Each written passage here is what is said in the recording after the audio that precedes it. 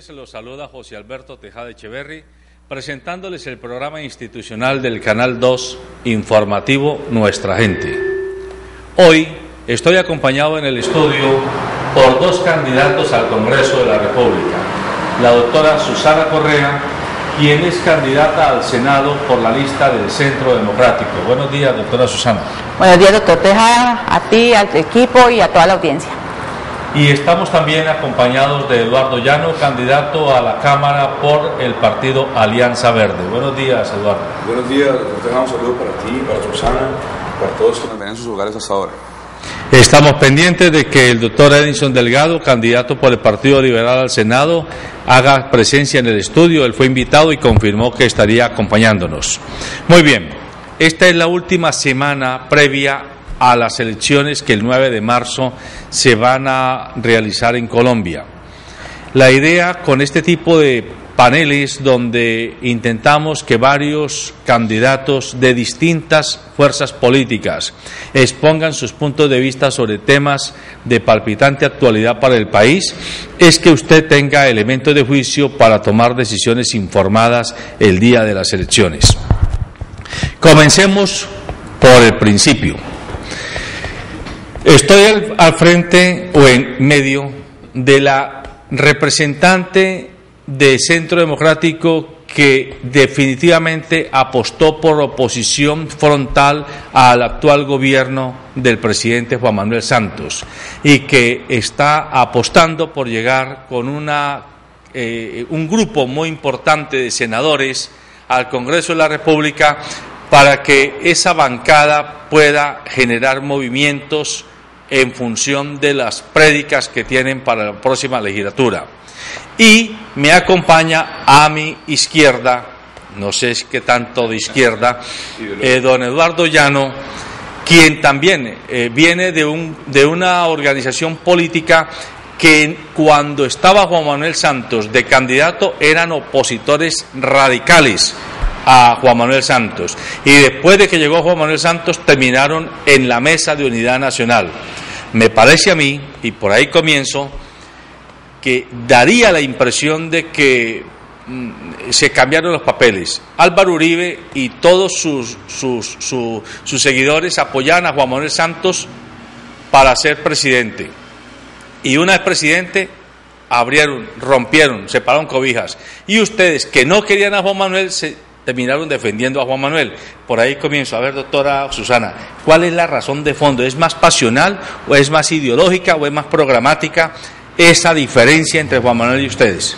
A ver, Alberto, yo creo que es muy claro, aquí no hay nada personal, aquí no hay nada entre personas, entre el presidente Uribe ni el presidente Santos. Aquí lo que hay es más programático y de ideología. ¿Por qué?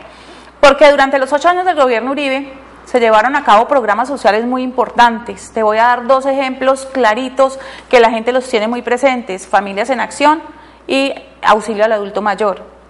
¿Cómo es posible que en el año 2010 nosotros hayamos quedado con alrededor de 2.800.000 familias en acción con miras a aumentar?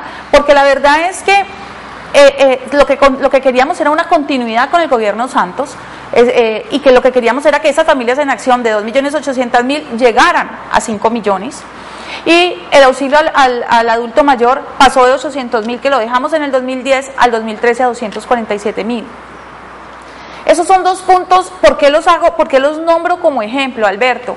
Porque son 2 puntos muy sensibles, son donde está toda la población desplazada, donde están personas que ya han casi que cumplido su misión en la vida, que no tendrían por qué estar ni siquiera sufriendo por hambre, y hoy cada vez que se les quitan esos auxilios a esas personitas que hombre, ya han vivido muchísimo tiempo, que hoy no les tendría por qué faltar nada, hoy deberían estar ya esperando sus últimos años tranquilos, pues uno ve cómo ese gobierno se ha vuelto de miseria.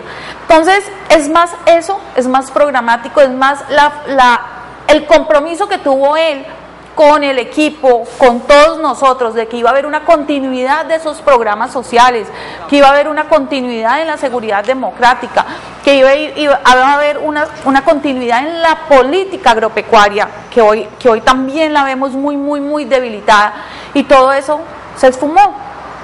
Todo eso que empezamos, que en 8 años, usted me dice, pero es que tuvieron 8 años. 8 años muchas veces para darle la vuelta a un país como estaba antes es muy difícil, es muy poquito tiempo. Necesitábamos mucho más tiempo. Ese era el compromiso de él, se nos volteó totalmente. Es netamente ideológico y programático, y aquí lo que estamos defendiendo es la población colombiana. ¿Y ustedes apoyaron a Juan Manuel Santos por programa o por cuotas? Doctor Alberto Tejada, permítame hacerle una precisión. El partido Alianza Verde no hace parte de la unidad, del presidente Santos. 2 elementos muy importantes del partido se fueron allá. Lucho Garzón en su momento como asesor especial de paz del presidente, y el representante Prada, que hoy en día es director de la fundación Buen Gobierno del presidente Juan Manuel Santos. Esas 2 personas, específicamente ellos 2, asumieron cargos en el gobierno y muy cercanos al presidente, pero el Congreso de mi partido el año pasado decidió retirarse de la unidad nacional. Pero usted lo está aceptando, decidió retirarse, o sea, estaba. No, pues digamos que estaba de acuerdo con esos dos personajes, pero como partido nosotros nunca estuvimos metidos en el gobierno, nosotros no tuvimos un ministerio, nosotros nunca hicimos parte, digamos, de la mermelada famosa, y en los listados tú lo puedes comprobar, ahí no aparece ninguna persona del Partido Verde. Nosotros hoy en día tenemos un candidato presidencial, precandidato presidencial, porque los colombianos van a tener la oportunidad de votar el próximo domingo por Enrique Peñalosa, por John Sudarsky y por Camilo Romero. Yo estoy apoyando abiertamente a Enrique Peñalosa, invito a todos los colombianos que voten por él porque me parece una excelente opción, y pienso que nosotros, al tener esa posición, lo que estamos diciendo es, no estamos de acuerdo con el gobierno Santos en muchas cosas. Yo comparto varias de las críticas que ha hecho la doctora Susana, pero también creo que más allá de que haya un conflicto ideológico entre uribismo y antiuribismo, los colombianos debemos empezar a pensar no en el antiuribismo y uribismo, sino en el post-uribismo. Es decir, yo le reconozco al presidente Uribe muchísimas cosas, ningún colombiano puede negar cosas buenas que él hizo, pero también hizo muchas cosas que nosotros criticamos.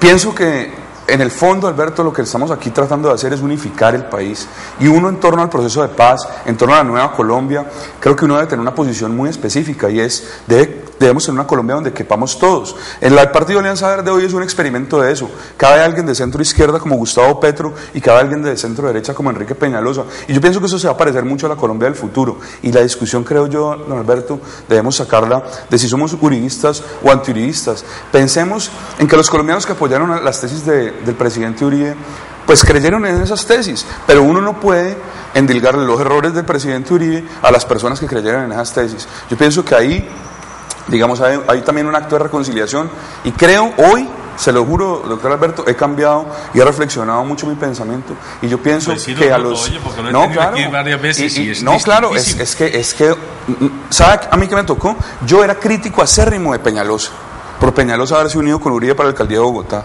Hoy entiendo que a Peñalosa también hay que perdonarlo por haber cometido ese desliz. Pues que usted está buscando perdón de sus electores a través del perdón que le ofrece a los otros candidatos. Yo creo que todos tenemos que tener una cuota de perdón, don Alberto. Bueno, entonces, a propósito del perdón, sí, el punto que quisiera que ustedes tocaran como candidatos al Congreso, yo me atrevo a decir que usted es segura senadora.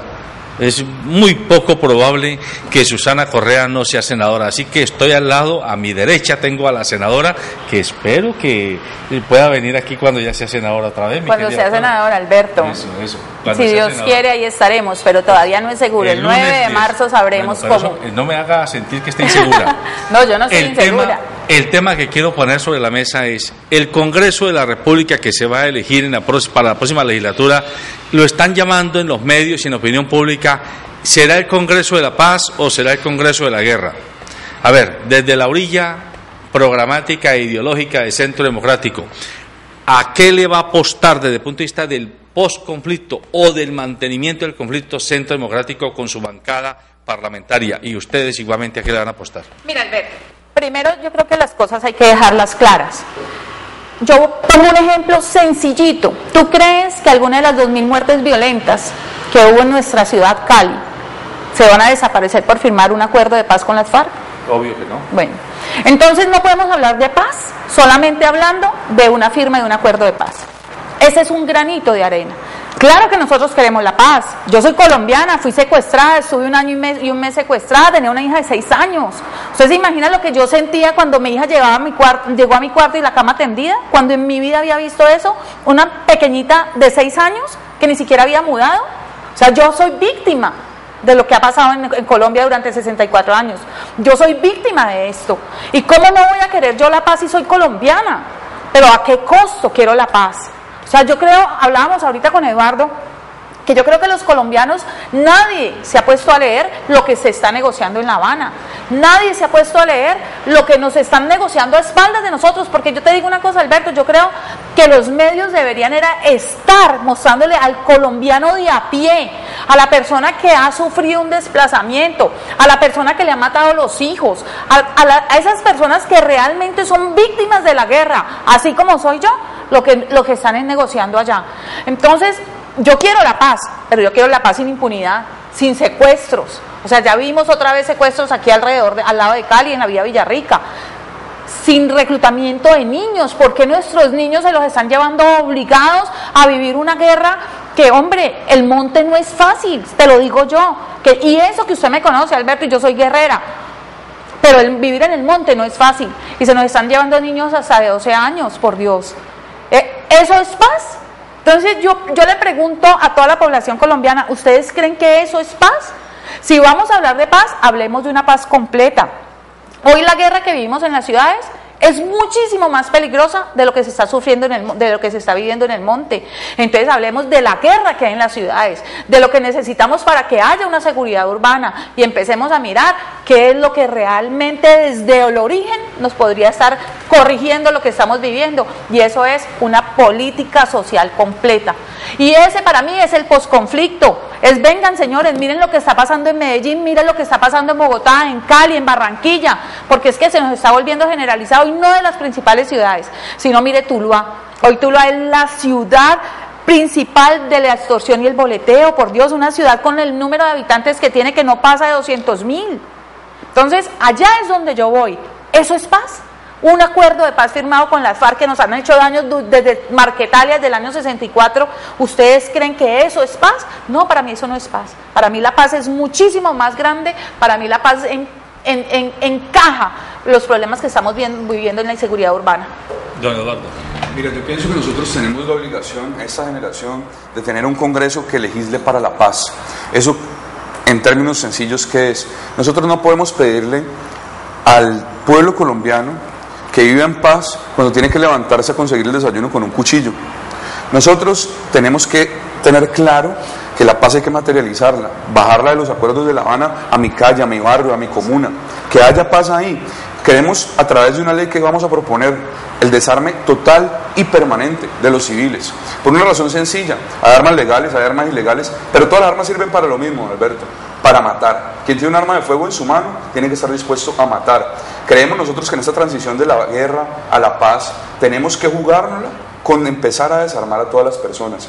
Y una cosa esencial, don Alberto: nosotros no vamos a tener paz en Colombia mientras no solucionemos el tema del narcotráfico. Mientras haya narcotráfico en Colombia, mientras las drogas ilícitas generen toda la cadena de muertes que generan hoy en día, vamos a seguir enterrando muchachos todos los días, vamos a seguir teniendo injusticia social todos los días. A mí me parece increíble que en Estados Unidos, en más de 5 estados, se haya legalizado el consumo de marihuana, unos para uso médico, unos ya para uso recreativo, y que nosotros aquí sigamos viendo cómo nuestros muchachos mueren en las esquinas por el control de la venta del microtráfico. Creo que nosotros tenemos que, como país, ponernos de frente y hacerle un alto a esto. Una fórmula, ya le digo, coger todas las armas, decomisarlas y fundirlas para que no se revendan. Necesitamos desarmar nuestra población. El año pasado el ejército en Cali vendió 12,000 armas legales. Eso es armar un batallón, y la gente se arma porque no encuentra seguridad, porque no encuentra justicia. Entonces, en el fondo, ¿qué hay que hacer? Armemos ahí es lo único que hay que armar, una reforma integral a la policía. Yo conozco policías excelentes seres humanos, pero también he conocido unos policías desafortunadamente muy malos. En todas las reuniones que hemos hecho en las casas, porque hemos hecho reuniones en las salas de las casas, más de 1,000 reuniones a lo largo de estos meses, hemos entendido que la gente hoy no confía en su policía y necesitamos una policía en la que podamos confiar para sentirnos seguros. Yo también estuve armado una época de mi vida, doctora Susana. Yo una época de mi vida fui refugiado político en Canadá porque me sacaron de este país las autodefensas de Colombia. Pero yo creo que nosotros tenemos que superar eso, y creo que el discurso hoy debe ser cómo nos desarmamos, cómo conseguimos seguridad, cómo conseguimos justicia y cómo acabamos con el hambre en Colombia. Mientras en Colombia haya hambre y haya narcotráfico, no va a haber paz. Bueno, pero entonces ustedes, cada uno desde su punto de vista, están enfocando que hay un grave problema de inseguridad y de desestabilización del país, especialmente en las ciudades. Sí. Pero usted toca algo. El narcotráfico pareciera que es la carne que pone en ebullición todo este fenómeno. ¿Cómo hacer? El expresidente Uribe ha sido categórico. Él está contra la no legalización de la droga.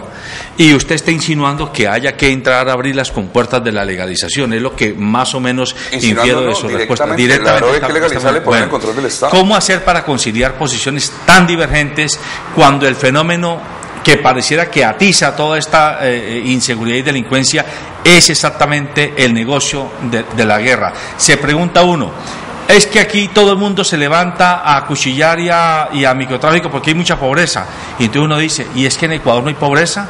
Y es que en Bolivia y en Perú y hasta en Venezuela, en Panamá, en los países circunvecinos andinos y los centroamericanos hay quizás más pobreza que la que tenemos nosotros aquí, pero no se ven estos grados de delincuencia y de desestabilización que tenemos en Colombia. Sí, ahí yo creo que tenemos que separar dos cosas. La primera, bajo ese punto que estamos hablando de lo que está negociando las FARC a escondidas de toda la ciudadanía, a escondidas de toda la población colombiana, vemos dos puntos sobre ese tema que son críticos. El primero, la legalización de la droga. Cuando hablan de legalización de la droga, yo no entiendo cómo uno puede llegar a estar de acuerdo con ellos, y hablo de la droga, cocaína, heroína, marihuana, porque la química también están entrando en el mercado, pero los dueños del 90%, Alberto, del narcotráfico en Colombia es la FARC. Primer punto, por Dios. Entonces, están negociando... ¿Ese dato dónde lo sacó usted? ¿Está confirmado claro, que ellos son los principales narcotraficantes? Claro que sí. Está totalmente confirmado, si quieres te traigo la literatura. Pero segundo punto, hoy estamos hablando dos puntos en ese acuerdo de paz. Uno se llama el tráfico de drogas y otro la legalización de la droga. En uno ellos piden que simplemente se legalice. Miren, yo hace unos años pensaba que esa era la mejor forma, que cuando se acabara lo que entraba por un producto que es ilegal, pues el valor se reduce y ya los grandes que se están enriqueciendo, porque yo no digo que son solamente colombianos, estoy segura que el país vecino de nosotros que tiene doble moral, también hay mucha gente enriqueciéndose allá, donde realmente la consumen. Ese parte de la legalización de la droga lo que está trayendo beneficios es a ese mismo grupo. O sea, ¿cómo es posible que uno se siente en una mesa con un gobierno a decir yo quiero la legalización de la droga cuando es con lo que yo me lucro? ¿Con qué está viviendo la FARC si no ha vuelto a secuestrar? Si es verdad que no ha vuelto a secuestrar, ¿de dónde salen los recursos para que viva ese batallón de gente? Porque además, Alberto, si tú te acuerdas, cuando nosotros acabamos gobierno en el 2010, se había dicho que las FARC se habían reducido alrededor de 6.000 personas y 3.000 en el ELN. Y hoy, cuando Alejandro Eder habla de que van a desmovilizarse alrededor de 15.000, entonces estamos hablando de que hay 25.000 otra vez. En 3 años y medio volvió a crecer la FARC de esa forma. Entonces, ahí digo, ¿de qué están viviendo esas 25.000 personas y sus familias? ¿O de qué están viviendo ellos? Esa es la razón más lógica que te doy para saber que son dueños de ese mercado, pero además te muestro con datos de dónde sale esa información. Segundo, yo no sé si ustedes vieron o han leído acerca del tráfico de drogas, del punto tráfico de drogas. Ellos se excluyen totalmente e incluyen a todas las instituciones del gobierno: Contraloría, Procuraduría, Fiscalía, Policía, Ejército, gobiernos, ministerios, y ellos quedan excluidos. Y dicen, vamos a tener que entrar a auditar y a controlar lo que está pasando en todas estas instituciones. Hombre, son las instituciones del gobierno, que respeten, Es el gobierno de Colombia. ¿Cómo se excluyen ellos, que son los dueños de ese mercado, y nos vienen a decir a nosotros, ellos, unos delincuentes, unos asesinos, que van a tener que auditar y controlar las instituciones que nos gobiernan a Colombia? Por Dios. Es que, por eso yo digo, y soy muy enfática, Alberto, que ojalá la gente tuviera un documento de esos sencillos, simples, para que empezaran a ver qué es lo que se está negociando en esa mesa. ¿Qué es lo que realmente el significado que tiene? Y yo seguiré insistiendo, no a la legalización de la droga y muchísimo menos a ese punto de tráfico de drogas que ellos están ofreciendo. Don Alberto, nosotros tenemos que ser conscientes de una cosa. A nivel mundial la tendencia es la legalización. A nivel mundial la humanidad se dirige a proteger la vida. La vida entendida como un todo, no solamente la vida de los humanos, también en el tráfico de drogas se generan muchísimos daños ambientales, los cuales nosotros tenemos que reparar. Preguntaba usted ahora una cosa, don Alberto, si en Colombia hay pobreza igual que en Ecuador, ¿por qué en Ecuador no hay tanta violencia como en Colombia? Yo pienso que la respuesta es que aquí tenemos mayor desigualdad. La desigualdad, cuando alguien tiene mucho y hay muchos que no tienen nada, ahí es donde se genera un acto violento, ahí y cuando el pueblo tiene acceso a armas. Yo pienso, don Alberto, que nosotros tenemos que trabajar en mantener una política de desarme total y permanente. Y creemos que una forma de pacificar nuestro país, estoy ahí sí en total desacuerdo con la doctora Susana, es que nosotros tengamos como sociedad el valor moral ante el mundo de decirles que todos nuestros muertos, todas las personas que hemos perdido por culpa de la guerra absurda del narcotráfico, esos muertos nos dan el valor moral para proponerle al mundo que nosotros tenemos que salir de esta tragedia, de esta guerra que da la cocaína, la marihuana, la heroína. Pienso, doctor Alberto y queridos televidentes, que nosotros tenemos que ser conscientes.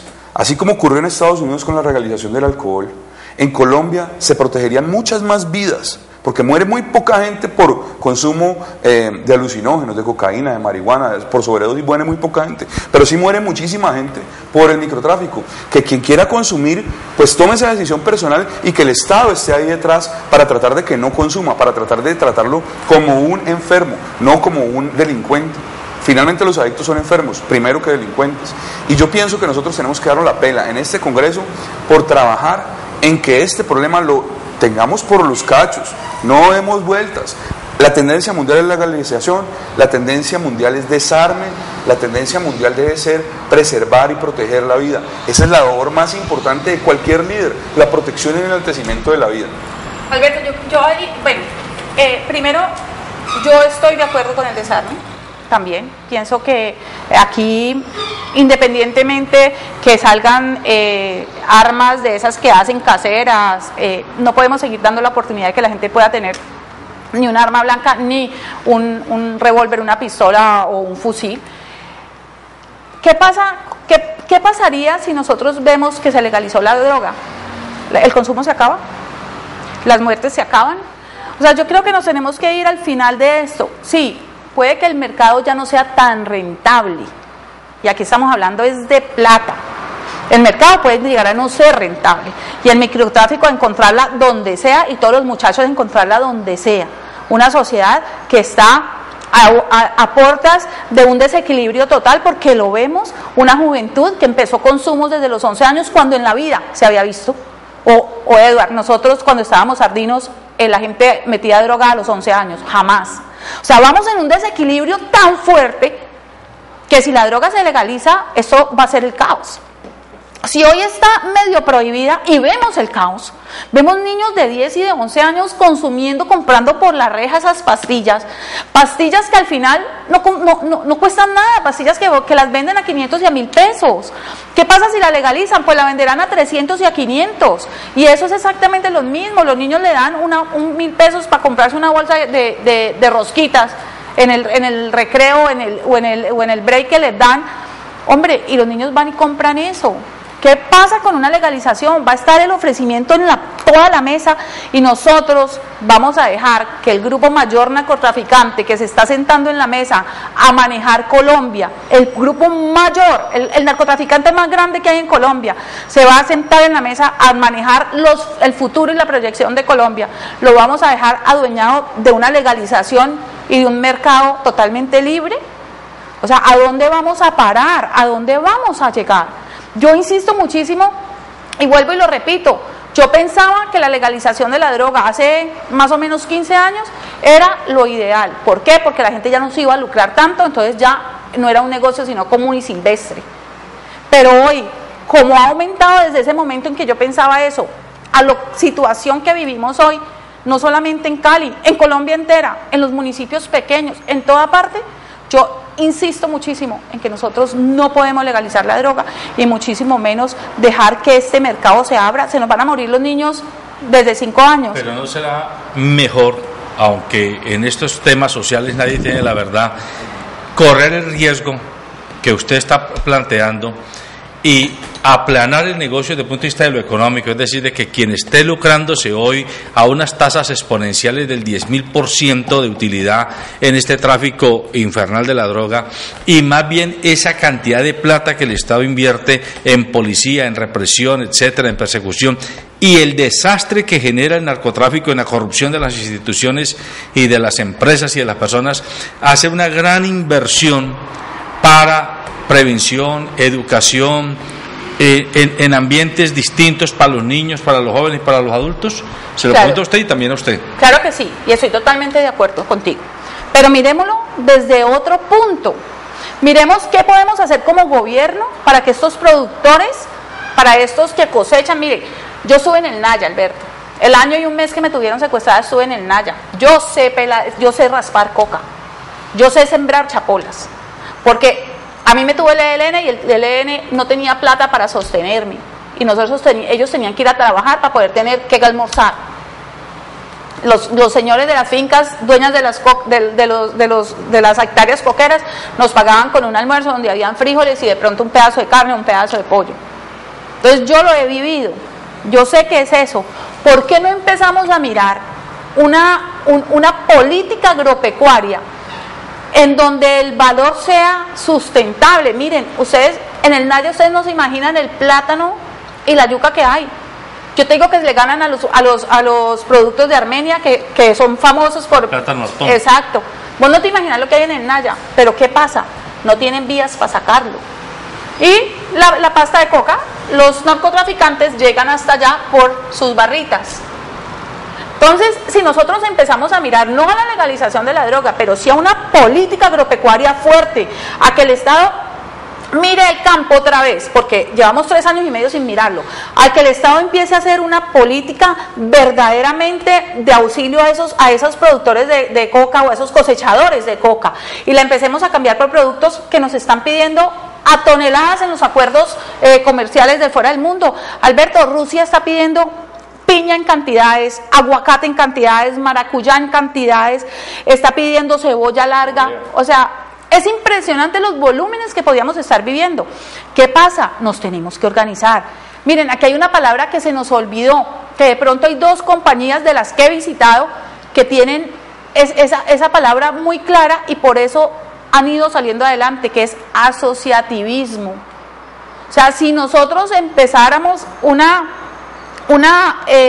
política del campo en donde, ¿cuál es mi idea para el Valle? Te la voy a echar de una vez, porque es que yo creo que ahí es donde podemos encajar lo que está sucediendo con el mercado de la coca, y es: dividamos el Valle del Cauca por clústeres de producción. Sevilla, nuestro municipio más grande en territorio, hoy está cambiando el café por aguacate. El aguacate se está yendo todo de exportación. Hay unos productores claros de eso y hay otro productor de plantas medicinales, todas de exportación. Entonces, en el Águila, el señor está cambiando el café por maracuyá. Empecemos a hacer clústeres de regiones en donde sean productos definidos, que esa es, miren, nosotros tenemos todo el tipo de tierra, todos los climas y todas las alturas, para producir lo que queramos de lo que se está usando en la despensa internacional. Bueno, pues usted, déjeme que Eduardo también tire su apuesta, porque la veo muy apasionada y eso está bien.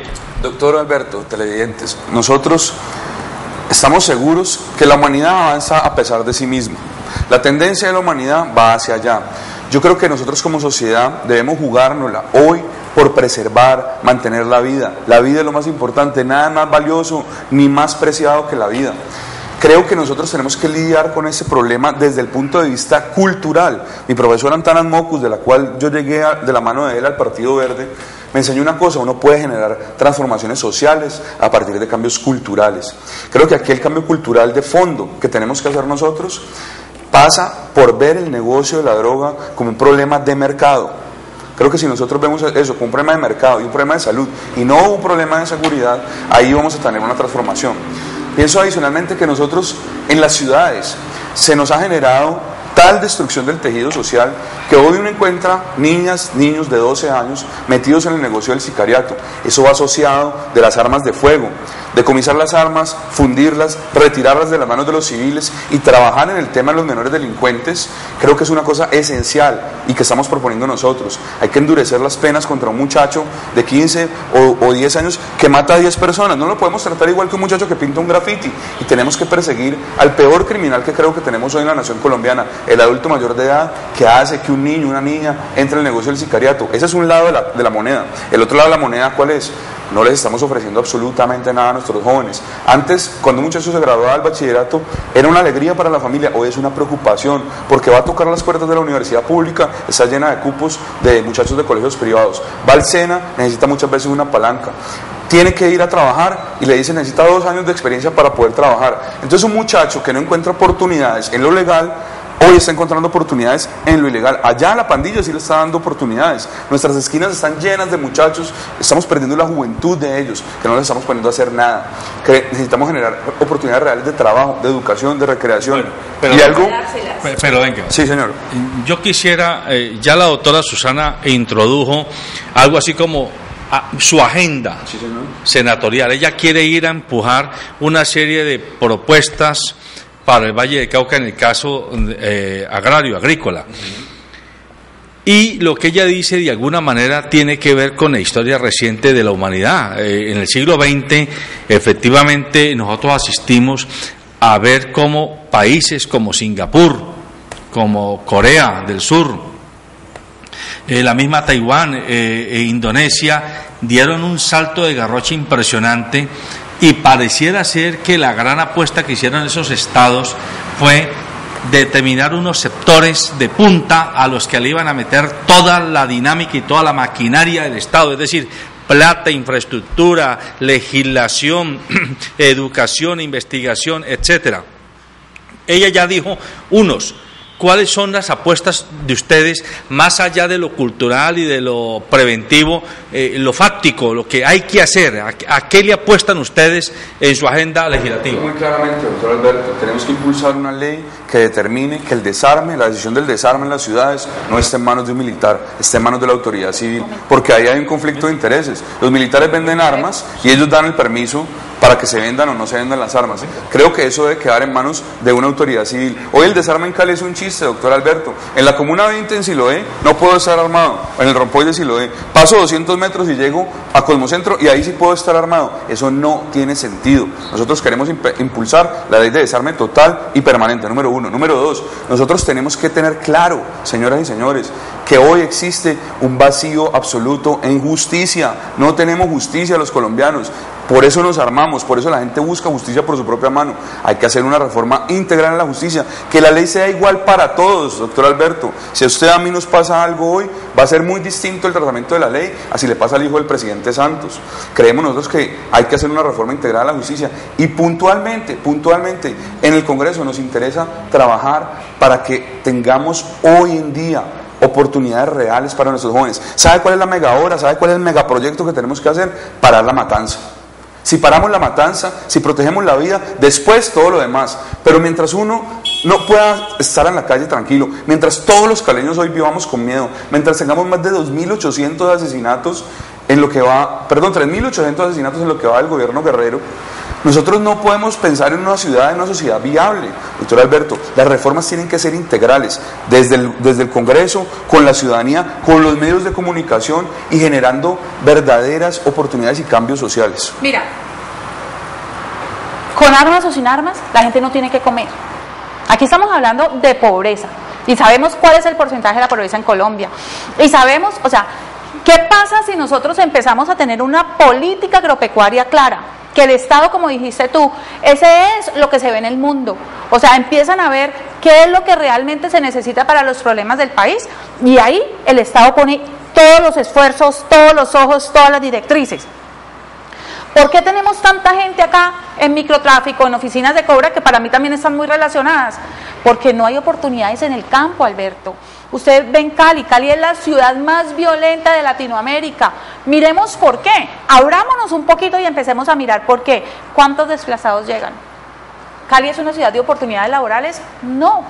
Miren, yo me he estudiado el empresariado de Cali como más no puedo. Hay algunas empresas que en algunas épocas del año pueden estar teniendo un poquito más de producción y ofreciendo empleo. De resto, empleos, o sea, la parte laboral está totalmente colmatada en las empresas y en las industrias de Cali, del Valle del Cauca, y lo que se espera es que hayan unos que se pensionen o se jubilen para poder sustituir a esas personas. Eso es totalmente esporádico. ¿Qué pasa con toda esta gente que se viene como desplazados a buscar una forma de vivir, una forma de poder darle a sus hijos la comida?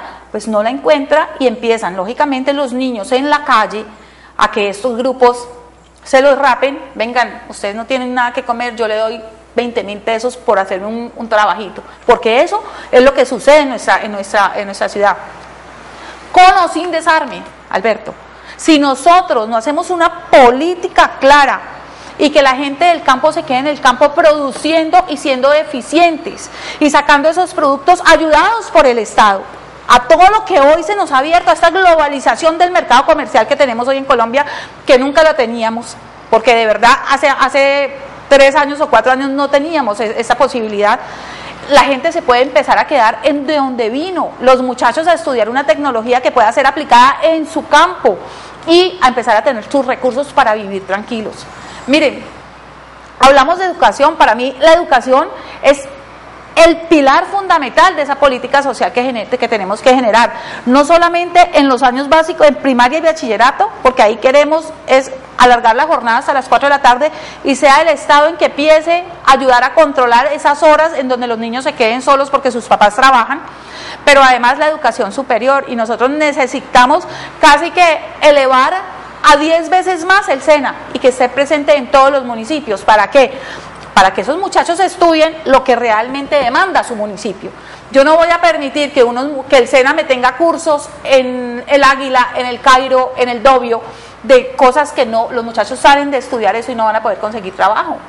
Tiene que ser especializado. Esto es una política agropecuaria social encaminada a que la gente no se siga yendo a las ciudades a tener eso y que la gente tenga con qué comer. Alberto, es que la gente cuando no tiene con comer y ve a sus hijos muriéndose de hambre es cuando empiezan a hacer cosas. Bueno, desarmados o no armados, vamos a tener esa hambre que hay hoy. Uno escucha su discurso y encuentra que hay mucha coherencia, doctora Susana, se lo reconozco, pero cuando uno se pone a mirar las ejecutorias del expresidente Uribe, cuando él hablaba de la confianza inversionista y él hablaba así de la inclusión social y etcétera, lo cierto, y yo tuve la oportunidad de decírselo a él en el evento en el que hace unos 15 o 20 días estuvimos presentes, lo que uno encuentra es que al final los que quedaron muy posicionados fueron los banqueros, las multinacionales mineras y el gran empresariado, es decir, las empresas muy grandes que tienen mucho capital y por lo tanto muy poca generación de empleo y de puestos de trabajo directos, a costa del campesino pequeño, del minifundio, de esos clústeres que se pueden generar por 100, por 200, por 300 unidades productivas. Entonces, pareciera que hay una contradicción entre lo que usted sueña, que me parece coherente, con lo que ya pasó en el gobierno del expresidente Uribe. No sé si ustedes han replanteado esa situación programática de cara al futuro que se avecina en Colombia, pero antes de que me vuelva a responder, deje que Eduardo Llano intervenga. Don Alberto, nosotros en Colombia necesitamos hacer una reforma integral a la forma en cómo nos comportamos los ciudadanos. La doctora Susana dice, con armas o sin armas. No, doctora, si uno tiene un arma en la mano, tiene mucha más oportunidad de que se devuelva la tarjeta del cajero electrónico, que la gente salga con el arma a buscar dinero. Miren, nosotros tenemos que tener un referente histórico. La violencia que vivimos hoy en Colombia no nació con el presidente Uribe, ni nació con el presidente Gaviria, ni nació con el presidente Samper. La violencia en Colombia viene desde siglos. Este es un país donde hemos tenido guerras civiles prácticamente desde su fundación. A partir de la violencia gaitanista se generaron una cantidad de exclusiones, y hoy en día nosotros tenemos un referente que somos víctimas. De hecho, la abstención tan gigantesca viene del Frente Nacional, una generación completa que no quiso participar. Nosotros hoy estamos proponiendo al pueblo colombiano que participemos todos, que pensemos que nuestro voto puede transformar la sociedad. Creo que como representante del Valle del Cauca es necesario concentrarnos en ciertas cosas. Por ejemplo, necesitamos inmediatamente una reforma al sistema educativo. Estamos enseñándole cosas a nuestros muchachos que no nos sirven. El desarrollo lo hemos visto en el mar de la Caña, no en el mar del Océano Pacífico. Nuestra élite tiene una responsabilidad directa, don Alberto, usted lo decía ahora. Los beneficios del gobierno Uribe fueron para las élites, para los bancos, no fueron para las personas de clase media. El proyecto paramilitar lo que tenía en el fondo era un reacomodo de la propiedad de la tierra, pasar del minifundio a alistar la tierra para grandes latifundios que sirvieran a las corporaciones. Eso lo estamos viendo hoy en muchos terrenos del país. La gente no está volviendo al campo. Hace 15 días me reuní con un desmovilizado de las autodefensas. Me decía, llevo 5 años buscando trabajo, nadie me ha dado trabajo. Todos mis compañeros que se desmovilizaron conmigo no encontraron trabajo dentro del programa del doctor Alejandro Eder, al cual respeto y admiro mucho, pero no se está haciendo lo suficiente. Y creemos nosotros que si van a llegar más personas aún desmovilizadas de la guerra, con ellos vamos a tener que competir nuestros puestos de trabajo, de educación, nuestros derechos, incluso de salud, básicos. Pensamos que nosotros necesitamos una sociedad incluyente, una Colombia distinta, donde lo importante sea la persona, la vida, no el lucro. Estoy totalmente de acuerdo. O sea, yo lo dije anteriormente, yo estoy de acuerdo con el desarme. Y estoy de acuerdo en que nosotros necesitamos una sociedad diferente, pero voy a lo que tú dijiste. Y es, ¿qué pasó en el gobierno de Uribe? En el gobierno de Uribe nos vino la crisis financiera, una crisis que llegó a tocar Colombia por todas las aletazos de las grandes potencias, y que no lo podíamos dejar así. Yo fui partidaria de estar de acuerdo con ese 4 por mil para fortalecernos. Si nosotros no nos fortalecemos en la parte financiera, estaríamos en la olla hoy. Y lo que pasó fue, y no fue fácil poner ese 4 por mil, porque eso era antipolítico y antipopular, pero con todo eso lo teníamos que poner. Hoy, ¿qué queremos? Que ese 4 por mil se vaya al campo. Miren, yo lo que quiero que se entienda es que la gente con hambre va a hacer cualquier cosa por darle comida a sus hijos. Eso es lo que yo quiero que se entienda, que nosotros no podemos seguir así precisamente porque los niños tienen que tener que comer. Por eso cuando nosotros hablamos de propuesta educativa decimos sí a las jornadas a las 4 de la tarde, pero con desayuno y almuerzo incluido, porque los niños con hambre tampoco aprenden. Pero venga, doctora, permítame leer una pregunta concreta. ¿El 4 por mil aplica para las transacciones interbancarias? Es decir, un banco cuando gira a otro banco le cobran el 4 por mil para las arcas del gobierno. Claro, por eso es que decimos siempre que hoy el que más podría estar colaborando con ese 4 por mil al sector agropecuario son las entidades financieras. Porque esa propuesta de que se vaya la plata a una propuesta de rural me parece interesante. Eso es lo que queremos hoy, y lo que estamos diciendo es listo, ya los ayudamos a ustedes están bien, ahora ustedes van a tener que contrarrestar esa ayuda que les dimos en su momento y van a tener que empezar a ayudar otros sectores que hoy los tenemos deficientes. ¿Y qué pasa con las transnacionales mineras que han venido a dejar forámenes? Mira, ¿qué pienso yo de la parte de minería? Desde el gobierno Uribe, porque tenemos que reconocer que en el gobierno Uribe tuvimos errores y nos faltaron muchísimas cosas. ¿Qué pasa hoy con el sector minero? Si ustedes analizan Perú, un país que va hacia arriba impresionante, yo te lo digo porque yo tengo negocios en el Perú, y uno se queda aterrado del desarrollo que está teniendo ese país y uno dice, ¿de dónde? ¿Por qué? ¿Cómo así que nos están ganando? Una cosa es Ecuador, que es muy diferente, pero otra cosa es Perú. Y cuando empiezas a analizar la economía de Perú, ves que los grandes recursos de inversión que está generando Perú son del sector minero. ¿Pero por qué? Porque tienen una regulación y una política minera establecida en el gobierno. Nosotros cuando el gobierno Uribe apenas estaba empezando el boom minero en Colombia, ese boom tan grande, y no alcanzamos a estimar una política y una regulación. Hoy no la tenemos. Hoy tú no sabes en dónde empieza la ilegalidad del minero o dónde acaba el artesanal y dónde empieza el ilegal. Hoy no sabes el legal que tiene y cómo tiene para trabajar y están acabando con todos los ríos de nosotros. Entonces hay una confusión grandísima. Yo sobrevuelo el río Dagua, y me da pesar, físico pesar verlo, no solamente desde el ámbito ambiental, es desde el ámbito de esa gente que está allá abajo tratando de subsistir mediante una consecución de oro, que no tiene unas reglas claras, y entonces pueden llegar, ellos están trabajando y puede llegar un gran equipo, un bulldozer o una retroexcavadora, y simplemente aislarlos. Ese es el problema de Colombia, que nosotros necesitamos una política hoy minera y una regulación establecida donde nos diferencien la clase de negocio que es y cómo pueden ellos empezar a aportar para el Estado. Doctor Alberto, yo insisto, nosotros tenemos que generar en el fondo un cambio cultural, cambiemos la forma en que actuamos, en que pensamos. Mire, es necesario cambiar el modelo de héroe. ¿Sabe cuál es el héroe hoy en la televisión? El héroe hoy en la televisión, en todos nuestros hogares, es Pablo Escobar, es el capo, es la muñeca de la mafia, es la prepago. Esos referentes nos están llevando a que nuestros niños quieran tener todos un arma y una moto. Yo pienso que nosotros tenemos que intervenir en cambiar ese modelo de héroe, en transformar que ojalá el héroe fuera el maestro. A mí, ¿sabe qué novela me encantaría ver, doctor Tejada? Me encantaría ver que me presentaran una novela de Raúl Cuero, científico de Buenaventura que jugaba con cucarachas a los 6 años y hoy es científico de la NASA. Me encantaría ver la novela de Omar Rayo. Yo en las reuniones le pregunto a los niños, a los jóvenes, ¿usted sabe quién es Omar Rayo? No tienen ni idea, pintor vallecaucano de talla mundial. Para no ir más lejos, a mí me encantaría ver la novela de Jacqueline Rentería, pesista de Siloé, que hoy es medallista olímpica, pero esos referentes no los estamos poniendo. Hoy el referente de nuestros muchachos es el bandido. Creo que el cambio tiene que pasar por ahí y empecemos a enseñar cosas de verdad que nos sirvan para la convivencia. Un niño al que usted le enseña deporte, cultura, música, meditación, es un niño que genera paz. La paz no está en el acuerdo de La Habana solamente, eso es un símbolo, un acuerdo entre dos grupos, las FARC y el gobierno. Yo quiero que la paz llegue a mi calle, a mi casa, a mi comuna, incluso a mi mente, a mi corazón. Quedan pocos minutos, necesito hacerles 2 preguntas claves, porque ustedes van a estar en el Congreso. Yo estoy seguro que usted va a estar y usted espero que esté, mi querido Eduardo. ¿Sí? En el Congreso de la República, ¿a qué va la bancada de Centro Democrático? A negarse a la propuesta de Juan Manuel Santos, que ya la sacó, ya dijo. El primer acto de la legislatura próxima que voy a presentar, el primer proyecto es no a la reelección. Están proponiendo un no tiempo de... para él.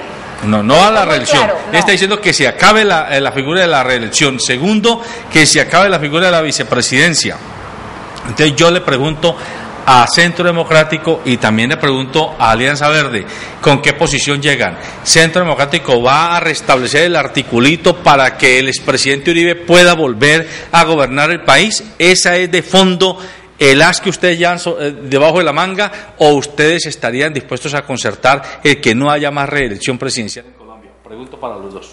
Bueno, primero que todo, yo creo que ahí hay 2 puntos fundamentales que tenemos que tener en cuenta si hemos visto las locuciones del presidente Santos. Él dice, no a la reelección, que me aplique a mí. Y segundo, dice, no a la vicepresidencia, pero acaba de lanzar una propuesta vicepresidencial donde ustedes saben quién es Vargas Lleras, quién es Germán Vargas Lleras, donde Germán Vargas ha dicho, hombre, las funciones que han tenido estos vicepresidenticos, porque ustedes los han oído, que no han hecho nada, que han tenido unas tareitas ahí casi que chimbas, y perdónenme la palabra, ahora a mí me están poniendo unas funciones grandísimas, ahora yo casi que voy a ser el presidente de la República, y si no, miremosle la locución de él y miremos qué fue lo que nos trató de decir. Entonces yo te pregunto, Albert, y te la he devuelto a ti, de pronto a Edward, que creo que en gran parte de eso está de acuerdo conmigo. ¿Ustedes creen que Germán Vargas Lleras va a prestar su nombre para ser vicepresidente, para que Santos acabe la vicepresidencia, para que Santos en estos 4 años nos presente a nosotros un proyecto para acabar la vicepresidencia? Entonces, ¿qué va a armar? ¿Un segundo presidente? ¿O una figura como esa? O sea, no vamos a tener vicepresidente, pero vamos a tener un segundo presidente. Yo simplemente la dejo en el aire. Va a ser el preparatorio para que sea el próximo presidente. Yo simplemente la dejo en el aire. Entonces son 2 propuestas que está dejando en el ambiente, pero que ninguna de las 2 son verdad, y tenemos que tener la claridad. Primero, pero usted no me ha contestado la pregunta. Pero ustedes van a restablecer la posibilidad de que el expresidente Uribe vuelva a ser presidente. No, yo creo que aquí hay gente muy capaz dentro de nuestro movimiento que pueden ser presidente de la República dentro de 4 años. O sea, no al presidente Uribe otra vez como presidente. No.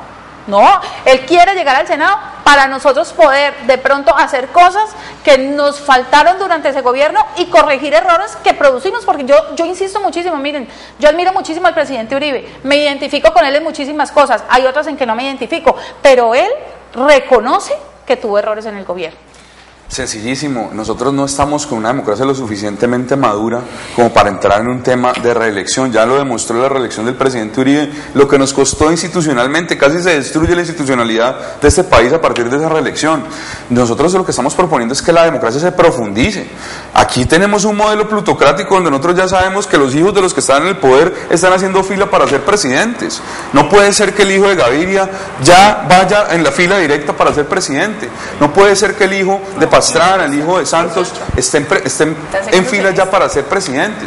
Yo creo que nosotros tenemos que profundizar la democracia, doctor Alberto, queridos televidentes. La democracia se profundiza con oportunidades, con igualdad, con educación, enseñándole a la gente que su voto no vale 20.000 pesos. Hoy le dan 20.000, 50.000 pesos y lo roban 4 años. Nosotros queremos, desde la Alianza Verde, profundizar la democracia, decirle no a la reelección, decirle no a la corrupción. Finalmente vivimos en un sistema tremendamente corrupto, donde la reelección es la muestra, el epítome de lo que pasó con la corrupción. El tema de la yinis política está ahí, eso ya se volvió historia, pero creo que tenemos la oportunidad todos y todos los colombianos de prepararnos y profundizar en la democracia. Yo le digo hoy no a la reelección. Bueno, una cosita, Alberto, no me puedo quedar callada, qué pena. Dígalo. Miren, lo que habla Eduardo, o sea, yo vuelvo y repito, en la reelección del presidente Uribe se cometieron muchos errores, muchísimos, que eso es lo que queremos enmendar, pero a mí no me vengan a hablar de corrupción si no hablamos de ese gobierno. O sea, no me vengan a hablar que este gobierno ha repartido entre los congresistas 3 billones de pesos a eso que le llaman mermelada, y que yo les digo, cámbienle de nombre, porque cuando usted habla de mermelada es muy dulce y esa palabra no tiene nada de dulce. Y eso, ¿qué es esa plata? Son los cupos indicativos de los municipios, Alberto, son los cupos con lo que estaríamos haciendo infraestructura de secundarias y terciarias que las necesitamos para mi desarrollo del campo, para la política del sector agropecuario, y se va a quedar en los bolsillos y en las campañas de los congresistas de hoy. Si hay un momento en donde la institucionalidad se acabó, fue en estos 3 años y medio de gobierno Santos. Bueno, ahí hay un tira y afloje, porque Santos dice que mucha de la mermelada de la que acusa el Centro Democrático a este gobierno viene asignada desde hace 4 o 5 años por el gobierno anterior. Bueno, déjenme hacer la última pregunta en este poquitico de tiempo que tengo. Venezuela, ¿a qué va Centro Democrático como bancada parlamentaria al Congreso con respecto a las relaciones entre Colombia y Venezuela? Porque para nadie es un secreto que Uribe es visto en Venezuela, o por lo menos por el gobierno venezolano, como su enemigo. Y para Uribe es vista Venezuela como la enemiga de la patria, la enemiga del país, por ese chavismo, por ese discurso del socialismo del siglo XXI, por el temor a que venga aquí a financiar y a proponer iniciativas socializantes afectas al terrorismo del que habla el expresidente Uribe. ¿Cuál es la posición de ustedes como congresistas futuros frente a las relaciones Colombo-venezolana, don Eduardo? Nosotros vemos hoy en Venezuela una tragedia anunciada por la concentración de poder, por la falta de institucionalidad. No podemos permitir en Colombia que nos pase eso. Aquí ningún caudillo tiene la solución. En Venezuela estuvo demostrado. Chávez lo que hizo fue profundizar las crisis sociales. Ayudó muchísimo a las capas más bajas de la población, pero no generó institucionalización, desarmó el país en su parte productiva. Creo que eso nos debe servir como ejemplo a todos los colombianos y colombianas para saber que debemos apreciar nuestra democracia. Tenemos que salir a votar todos, ojalá. Y queremos nosotros mandarle un mensaje a la gente. El voto en blanco no elige a nadie, no propone nada, no cambia nada. Tenemos que votar es por personas de carne y hueso, que tengan propuestas, que puedan darle la cara a los electores. De color.